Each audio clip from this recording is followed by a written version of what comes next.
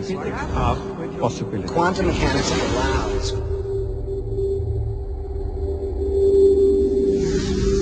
supreme mind.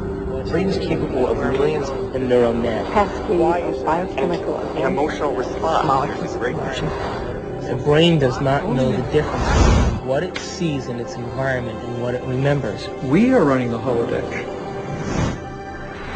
Whatever way we observe the world around us. So how can you continue to see the world as real if the self that is determining it to be real is intangible? Quantum physics calculates only possibilities. But if we accept this, then the question immediately comes, what chooses among these possibilities to bring the actual event of experience? So we directly, immediately see that consciousness must be involved.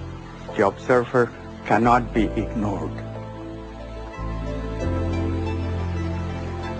We know what an observer does from a point of view of quantum physics, but we don't know who or what the observer actually is. Doesn't mean we haven't tried to find an answer. We've looked. We've gone inside of your head. We've gone into every orifice you have to find something called an observer, and there's nobody home. There's nobody in the brain. There's nobody in the cortical regions of the brain. There's nobody in the subcortical regions or the limbic regions of the brain. There's nobody there called an observer. And yet we all have this experience of being something called an observer, observing the world out there. Is this the observer, and which is so intricate to understanding the wacky, weird world of quantum particles and how they react? Is this, then, the observer? In my modeling, the observer is the spirit inside the four-layered biobody suit. And so it's like the ghost in the machine. It is the consciousness that's driving the vehicle. And it is observing the surround. The four layers of the biobody suit have all kinds of sensory systems to pick up signatures from the surround. When I talk about we disappearing, I don't mean that we physically disappear. What I mean is that we move out of the area of the brain that has to do with our personality, that has to do with our association to people, our association to places, our association to things and times and events. We don't exist in the associative centers in our brain that reaffirms our identity and reaffirms our personality. For the average person in the world who lives life and considers their life boring or uninspiring is because they've made no attempt to gain knowledge and information that will inspire them. They're so hypnotized by their environment through the media, through television, through people living and creating ideals that everybody struggles to become, that no one can actually become in terms of physical appearance and definitions of beauty and valor that are all illusions, that most people surrender and live their life in mediocrity.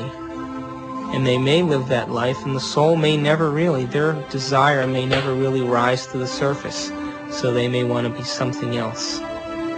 But if it does rise to the surface, and they ask themselves if there is something more, or why am I here? What is the purpose of life? Where am I going? What happens when I die? They start to ask those questions. They start to flirt and interact with the perception that they may be having a nervous breakdown. And in reality, what they're doing is that their old concepts of how they viewed their life in the world start to fall apart.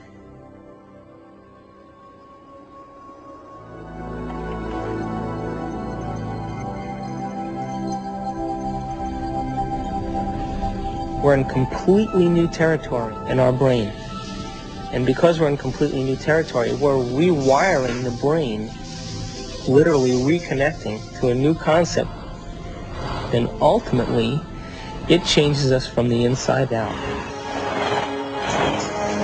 So the brain is capable of millions of different things that that people just really should learn, that how incredible they actually are and how incredible their minds actually are, and that not only do they have this unbelievable thing within their head that can do so many things for them and can help us learn and can actually change and adapt, and it can make us something better than what we actually are, and it can actually help us to transcend ourselves.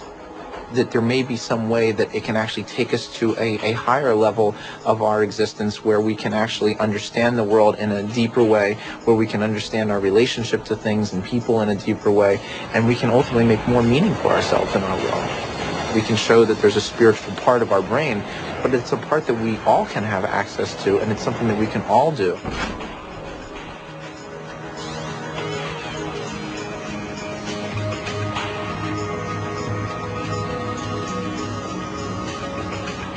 We have to formulate what we want and be so concentrated on it and so focused on it and have so much of our awareness of it that we lose track of ourselves. We lose track of time. We lose track of our identity. And the moment we become so involved in that experience that we lose track of ourselves, we lose track of time, that picture is the only picture that's real. And everybody's had that experience when they've made up their mind that they've wanted something. That's quantum physics in action. That's manifesting reality. That's the observer in full effect. Your consciousness influences others around you. It influences material properties. It influences your future. You are co-creating your future. In Washington, D.C., the so-called murder capital of the world, there was a big experiment in the summer of 1993 where 4,000 volunteers came from 100 countries to collectively meditate for long periods of time throughout the day. It was predicted in advance that with such a sized group, you would have a 25% drop in violent crime, as defined by the FBI, in Washington that summer. Well, the chief of police went on television saying that, look, it's going to take 2 feet of snow to reduce crime by 25% in Washington, D.C. this summer. But by the end, the police department became a collaborator and author of this study because the results, in fact, showed a 25% drop in violent crime in Washington, D.C., which we could predict on the basis of 48 previous studies that had already been done on a smaller scale. This leads naturally to wonder, are people affecting the world of reality that they see? You betcha they are. Every single one of us affects the reality that we see, even if we try to hide from that and play victim. We all are doing it.